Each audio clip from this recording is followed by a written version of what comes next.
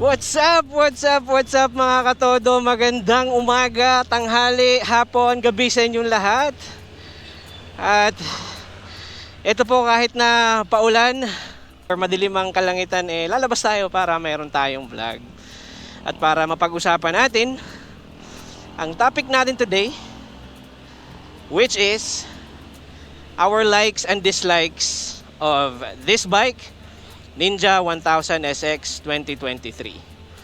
So tignan nyo naman mga katodo, sureball yan, aabutin tayo ng ulan mamaya, pero walang makakapigil sa atin, magbablog tayo. Actually, this is our first time na mag-vlog ng umuulan or ng uulan. Alam nating uulanin tayo. Oh, by the way mga katodo, itong ating pag-uusapan today, subjective po ito. Ito po ang ating opinion bilang owner nitong Ninja 1000 SX. But without further ado, let's start. Ang una sa ating listahan mga katodo, sa likes, ang power ng bike na to. Napakalakas ng bike.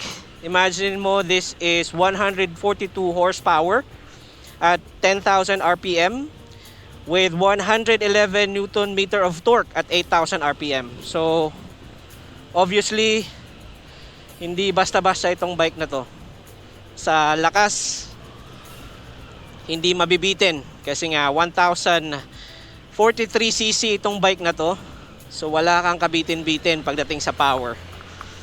Pangalawang like natin mga katodo, ang modes ng bike na to. So modes, we have 4 modes for this bike. Sa ngayon nga, dahil umuulan, naka-rain mode tayo. Ito ang isa sa mga gusto ko kasi may rider aid. Alam mo yun na i-assist ka ng bike mismo pagdating sa pagmamaneho mo. Example na lang ngayon, dahil umuulan, naka-rain mode tayo mga katodo. So yan, what are the 4 modes? We have sport mode na hindi pa rin natin nagagamit ni isang beses after 3 months of ownership on this bike. Pangalawa is the road mode or the street mode. Pangatlo is the rain mode, which is ginagamit natin to ngayon. And pang-apat is the rider mode, which is yung customizable. Pwede mong i-turn on and off yung traction. Pwede mong i-full power yung bike. So yun ang 4 na modes. Pangatlo sa gusto natin sa bike na to ay ang kanyang pillion seat. So kita nyo naman on our previous videos, our previous vlogs, na talagang napakalaki ng pillion seat ng bike. Gustong gusto ko yung pag-itsura nung pillion seat niya. Kasi yun nga, comfortable lang ating OBR. So hindi lang ako ang kinonsider ko, pati ang aking OBR. Kasi kasama naman natin siya sa ating mga rides mga katodo. So pang-apat sa ating nagustuhan, ang kanyang long ride capability. So dahil sports tourer tong bike na to, napaka amenable niya pagdating sa mga long rides. Hindi ka bibitinin, sa tangke pa lang nito na 19 liters. So alam mo na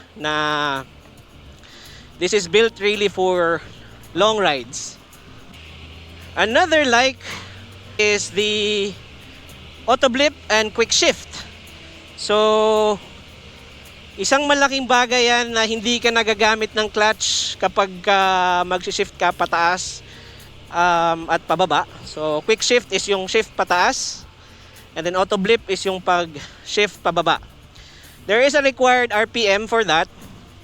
Nasa, correct me if I'm wrong mga katodo, no? Pero nasa I guess mga 3,000 to 4,000 RPM ata ang paggamit ng quick shift. Doon siya ma-activate. Another like, woo, ang lakas ng hangin mga katodo.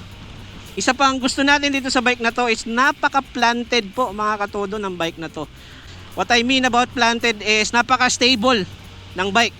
So kahit bitawan mo siya, hindi siya basta-basta magwawabol. Normal characteristic naman yan ng mga big bikes, pero itong bike na to is known to be very stable bike kasi nga yun nga pang cruiser din ito or pang touring bike din ito. Isa pang ang like natin dito sa bike na to, syempre naka inline 4 tayo. So kumbaga sa tunog pa lang talagang goods na goods siya. Isa pa sa ating mga gusto sa bike na to is the cruise control. So ayun nga, yung bike na to may cruise control, magiging komportable ka sa bike na to sa mga long rides, alright? And panghuli, siguro sa ating likes on this bike is yung affordability po ng bike na to. So mga katodo, itong bike na to, 718,000 SRP siya. Sa 700,000, makukuha mo na lahat ng mga features ng bike na to. So imagine mo, comparing this bike to other bikes na merong cruise control and merong modes, napakasulit na ng 718,000 na busog na siya sa mga features. So ayan, so far ang ating mga gusto sa bike na to. Ngayon, dumako naman tayo sa mga hindi natin nagustuhan. Hindi naman perpekto ang isang machine, no? Pero of course, meron tayong mga dislikes dito sa bike. Una agad sa dislike, or unang dislike sa ating listahan, mga katodo, ang bigat ng bike na to. So guys, ang bike na to ay tumitimbang ng 235 kilograms. Ngayon, ang bike na to kapag may tinatawag silang wet weight, yun yung bigat ng bike kapag meron ng mga oil, meron ng gasolina. So umaabot siya ng timbang na 238 kilos. So ganun kabigat ang bike na to, which is very much a big disadvantage. Kasi nga medyo exhausting ang bike na to pag dinala mo, especially on a daily use. Medyo exhausting itong bike na to, mga katodo. Pangalawa sa hindi natin nagustuhan is yung kanyang pagiging sobrang bulky. I guess isa ito sa mga big bike na sobrang laki talaga, sobrang lapad niya. So when it comes to traffic, medyo mahirap siyang i-maneuver at isingit-singit sa traffic. Yung ibang mga big bike na kaya mo pang kaya mo pang dalhin somehow pagdating sa traffic, or makakasingit-singit ka pa, pero pagdating dito hindi talaga. Pwede mo namang isingit basta matansya mo na talagang hindi ka sasabit, lalo na yung side mirrors. So isa yan sa ating mga dislikes.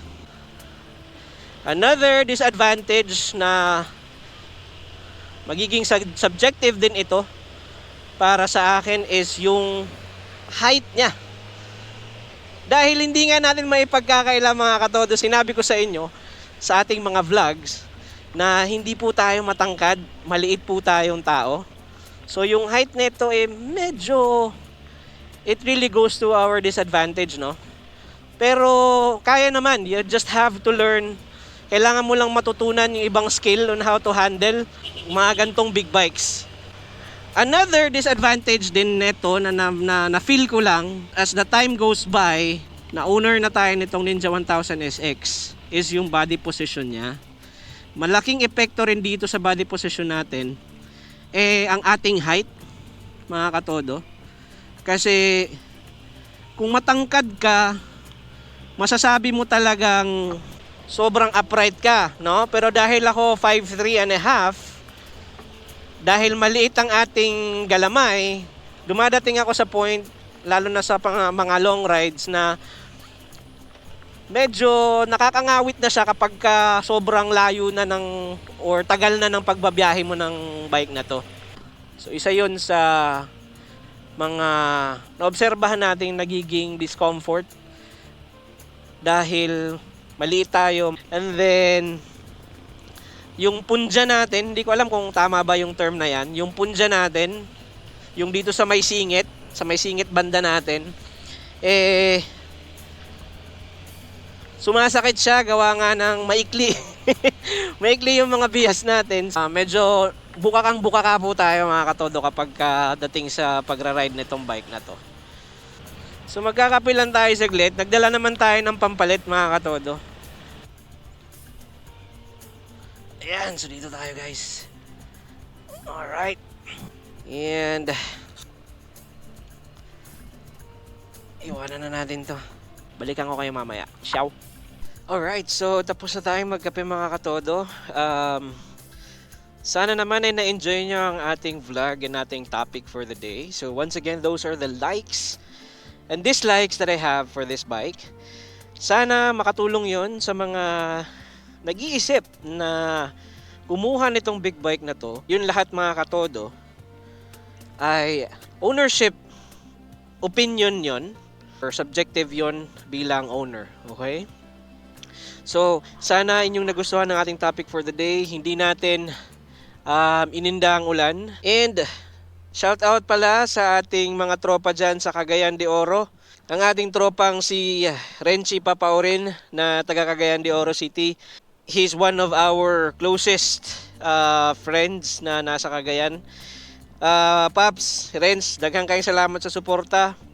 Sa mga Bisaya nato diha nga mga katodo, daghang kayong salamat sa inyong suporta.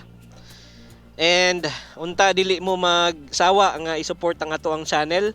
Wag na wag po kayong magsasawang sumuporta sa ating mumunting channel at ako rin po ay mangangakong hindi ko rin po pagsasawaan ng pagbibigay sa inyo ng marami pang impormasyon.